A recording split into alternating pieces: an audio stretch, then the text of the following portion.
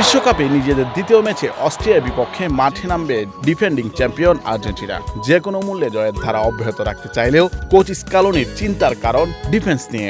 এরই মাঝে আর্জেন্টাইন শিবিরে ডিফেন্ডার গঞ্জালো মন্টিয়েলের ডান পায়ের হামস্ট্রিংয়ের সামান্য চোট ধরা পড়েছে, ফলে তিনি আগামী ম্যাচে খেলতে পারবেন না। আলজেরিয়ার বিপক্ষে আর্জেন্টিনার প্রথম ম্যাচে শুরুর একাদশে ছিলেন মন্টিয়েল। তার পরিবর্তে ডান প্রান্তের রক্ষণভাগে নাহুইল মোলিনাকে দেখা যেতে পারে।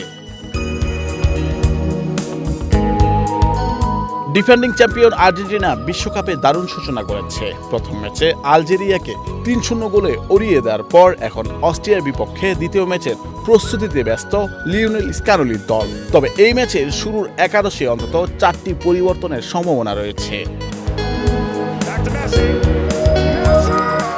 আর্জেন্টাইন গণমাধ্যম টিওয়াইসি স্পোর্টসের প্রতিবেদন অনুযায়ী প্রথম ম্যাচের পারফরমেন্স বিশ্লেষণ করে একাদশে কিছু পরিবর্তনের কথা ভাবছেন কোচ স্কালোনি। বিশেষ করে আক্রমণ ভাগে রদবদলের সম্ভাবনাই বেশি। আলজেরিয়ার বিপক্ষে শুরুর একাদশে ছিলেন লাউতারো মার্টিনেজ। তবে ম্যাচের দ্বিতীয়ার্ধে নেমে দারুণ প্রভাব ফেলেন হুলিয়ান আলভারেজ। কিছুটা ইনজুরির কারণে তাকে বসিয়ে রাখা হয়েছিল, তবে এখন ফিট আছেন আলভারেজ। তাকে অস্ট্রিয়ার বিপক্ষে প্রথম একাদশে দেখা যেতে পারে। মিডফিল্ডেও পরিবর্তনের আভাস মিলছে। এজো ফার্নান্দেজ, রদ্রিগো দি পল এবং অ্যালেক্সিস ম্যাকঅ্যালিস্টারের সঙ্গে প্রথম ম্যাচে খেলেছেন থিয়েগো আলমাদা, কিন্তু প্রত্যাশিত পারফরমেন্স দেখাতে পারেননি তিনি। ফলে তার জায়গায় নিকোলাস গঞ্জালেসকে দেখা যেতে পারে। দ্বিতীয়ার্ধে নেমে তিনি আক্রমণে গতি ও ভিন্নতা এনেছিলেন।